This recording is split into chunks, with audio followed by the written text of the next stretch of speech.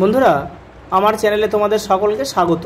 আজ আমরা class 5-এর ion Martin প্রশ্নবিচিত্রা থেকে পরিবেশের দ্বিতীয় পর্যায়ক্রমিক মূল্যায়নের 9 নম্বর স্কুল সলভ করব।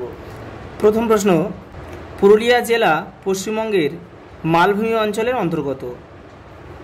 বাঁকুড়ার চারিদিকে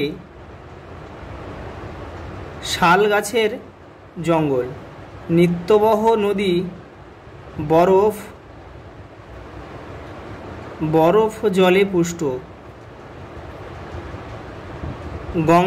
বঙ্গভঙ্গের পরিকল্পনা করা হয়েছিল 1905 সালে।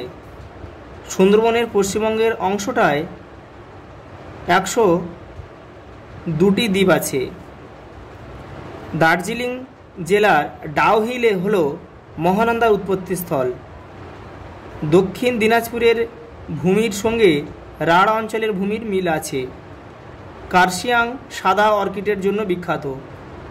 আলিপুরদুয়ার হল বক্সা অরণ্যের প্রবেশদ্বার। এই যে আলিপুরদুয়ার। বীরভূম জেলার বক্রেশ্বর তাপবিদ্যুৎ কেন্দ্র অবস্থিত। পরের প্রশ্ন 2 দাগের সঠিক উত্তরটি বেছে নিয়ে লেখো। পুরুলিয়া জেলা ছৌ নাচের জন্য বিখ্যাত। চিংড়িখালি দুর্গের ভগ্নাবশেষ আছে ডায়মন্ড হারবার। শান্তিনিকেতন আশ্রম বর্তমানে বিশ্বভারতী বিশ্ববিদ্যালয় হয়েছে। নদিয়া জেলার কল্যাণী একটি পরিকল্পিত শহর। মানবিক সম্পদ বুদ্ধি। দেশের মানুষকে হাতে কলমে শিক্ষার কথা বলেছিলেন স্বামী বিবেকানন্দ। স্বাধীন ভারতের প্রথম শিক্ষামন্ত্রী হলেন মৌলানা আবুল কালাম আজাদ। হলদিয়া দীঘা শহরগুলি বঙ্গোপসাগর উপকূলে অবস্থিত।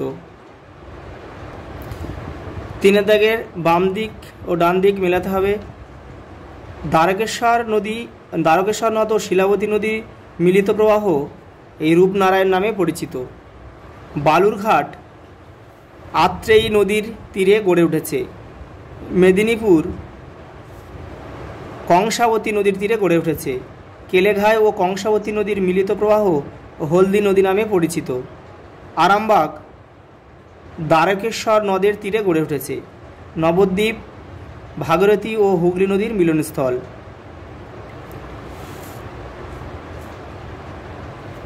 সত্য মিথ্যা। 1960-এর দশকে ব্রিটিশরা বক্সা দুর্গ দখল করেছিল। এটা মিথ্যা। এটা হবে 1860-এর দশকে। রায়গঞ্জে কুলিক পাখিরালয় আছে। সত্য। মহানন্দার পশ্চিম দিককে দুভাগে ভাগ করেছে সংকোষ নদী। এটা মিথ্যা। এটা হবে কুলিক নদী। পরেরটা, নদিয়া জেলা থেকে দক্ষিণের অংশটাই হলো দক্ষিণবঙ্গ। এটা মিথ্যা। এটা হবে মুর্শিদাবাদ জেলা থেকে। রাজা রামমোহন রায়ের উদ্যোগে সতীদাহ প্রথা বন্ধ হয়। সত্য। জওহরলাল নেহরুর জন্মদিন শিক্ষক দিবস রূপে পালিত হয়। এটা মিথ্যা। এটা হবে সর্বপল্লী রাধাকৃষ্ণনের জন্মদিন শিক্ষক দিবস হিসাবে পালিত হয়। পরেরটা, মান 1-এর ডিভিসি তৈরির উদ্দেশ্য কী ছিল? ডিভিসির উদ্দেশ্য ছিল বন্যা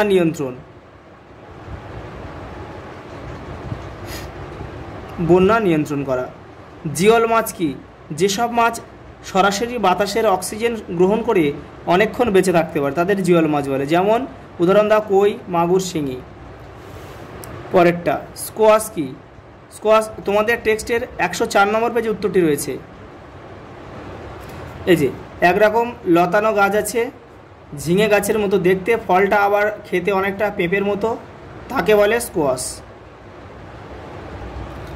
পরের প্রশ্ন, ফাঁদি কথার অর্থ কি? জালের সুতো দিয়ে তৈরি একটা খোপ। পরের প্রশ্ন, তোমার জেলার সদর শহর কোনটি? এখানকার 3টি বিখ্যাত জিনিসের নাম লেখো। এটা কিন্তু তোমরা নিজেরাই করবে, কারণ পশ্চিমবঙ্গের বিভিন্ন জেলা থেকে তোমরা এই ভিডিওটা দেখবে। পশ্চিমবঙ্গে 23টা জেলা আছে। তোমরা যে জেলা থেকে দেখছো সেই জেলার সদর শহরটা লিখবে এবং সেখানে কি কি বিখ্যাত সেটাও তোমরা লিখবে। তোমাদের টেক্সটের ৭৯ থেকে ৮০ নম্বর পেজে কিন্তু উত্তরগুলো তোমরা পেয়ে যাবে। পরের প্রশ্ন, সার কি? সার হলো গাছের খাদ্য, এক কথায় বলতে গেলে। একটি জৈব একটি অজৈব সারের নাম লেখো। একটি জৈব সারের নাম হলো গোবর সার বা ভার্মি কম্পোস্ট লিখতে পারো তোমরা। এই যে গোবর সার বা ভার্মি কম্পোস্ট, সবচেয়ে উন্নত মানের জৈব সার হচ্ছে ভার্মি কম্পোস্ট, যেটা কেঁচো থেকে তৈরি হয়। আর একটি অজৈব সারের নাম হচ্ছে ইউরিয়া, অ্যামোনিয়া, যা খুশি লিখতে পারো তোমরা। পরেরটা, তরাই অঞ্চলে চা চাষ ভালো হয় কেন? দেখে নাও। এই যে তরাই অঞ্চলে চা চাষ ভালো হয় কেন, এখান থেকে তোমাদের কিন্তু এখানে পুরোটা লিখতে হবে, এই খুব উপযোগী পর্যন্ত।